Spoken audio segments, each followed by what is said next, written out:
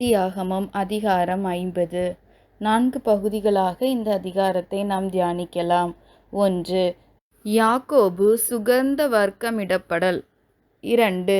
யாக்கோபுக்கான துக்கம் கொண்டாடலும் அடக்கமும். 3. பரிபூரணமாய் நிறைவேறின யோசேப்பின் சொப்பனம். 4. யோசேப்பின் மரணம். 1. யாக்கோபு சுகந்த வர்க்கமிடப்படல். மரித்தவரின் சடலத்தை சுகந்த வர்க்கமிட்டு பதனிடுவது எகிப்தியரின் பண்டைய கால வழக்கமாகும். அவ்வழக்கத்தின்படி யாக்கோபின் மரணத்திற்கு பிறகு யாக்கோபின் உடலானது வைத்தியர்கள் மூலம் சுகந்த வர்க்கமிடப்பட்டு பதனிடப்படுகிறது. யுத்தத்தில் முதலில் சுகந்த வர்க்கமிடப்பட்டு அடக்கம் பண்ணப்பட்ட நபர் யாக்கோபு ஆவார்.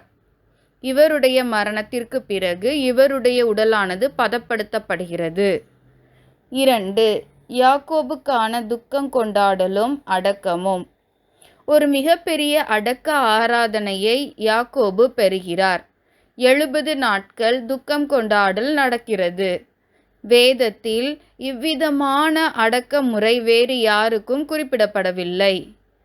யாக்கோபின் கடைசி ஆசையின்படியே யோசேப்பு யாக்கோபின் உடலை கானானுக்கு எடுத்துச் செல்கிறார்.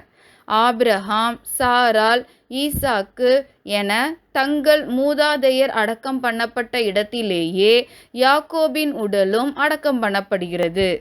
இஸ்ரவேலர் மாத்திரமல்லாது எகிப்தின் முக்கிய ஸ்தானத்தில் இருந்தவர்களும் உத்தியோகஸ்தரும் எகிப்து தேசத்திலுள்ள சகல பெரியோரும் யோசேப்பின் வீட்டாரோடு கானானுக்கு செல்கின்றனர்.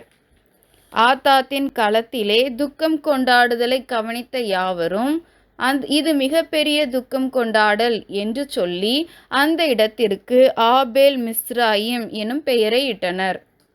ஆபேல் என்பது துக்கம் என்று பொருள்படும்.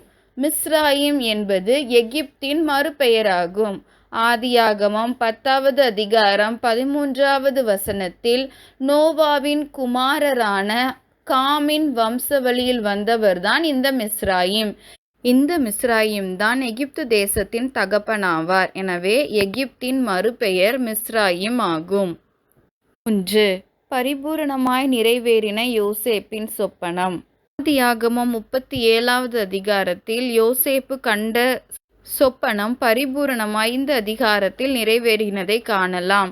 சகோதரர் ஒருமித்து யோசேப்பிடம் நாங்கள் உமக்கு அடிமைகள் என்றார்கள். சகோதரரும் அவனுக்கு முன்பாக தாழ விழுகிறதை காண்கிறோம்.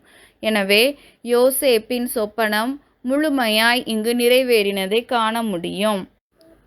தீமை செய்ய நினைத்தவர்களுக்கு நன்மை செய்த யோசேப்பு இயேசு கிறிஸ்துவுக்கு முன்னடையாளமானவர். இயேசு கிறிஸ்துவும் நமக்காக ஜீவ ரட்சனை செய்யும்படி உலகத்திற்கு வந்து தீமை செய்து பாடனுபவிக்க வேண்டிய நமக்காக அவர் பாடுகளை ஏற்றுக்கொண்டு நமக்கு ஆறுதல் செய்கிறவராகவும் நம்மோடே பட்சமாய் பேசுகிறவராகவும் இருக்கிறார். 4. யோசேப்பின் மரணம். 22 முதல் 26 வரையிலான வசனங்கள் யோசேப்பின் மரணத்தையும் அவன் தனது 3 தலைமுறைகளை கண்டதையும் யோசேப்பின் மரணத்திற்கு பிறகு அவனுடைய எலும்புகள் கானானுக்கு கொண்டு செல்லப்பட வேண்டும் என்கிற ஆணையையும் உள்ளடக்கியுள்ளது. 110 வயதுடையவராய் யோசேப்பு மரித்தார். மனாசேயின் 3ஆம் தலைமுறை பிள்ளைகளையும் யோசேப்பு கண்டார். மரணம் அடைவதற்கு முன்னே தான் கானானுக்கு செல்வோம் என்கிற நிச்சயத்தோடு மரணத்திற்கு பின்பு தன்னுடைய எலும்புகளை எடுத்து செல்ல ஆணையை பெற்றுக்கொள்கிறார்.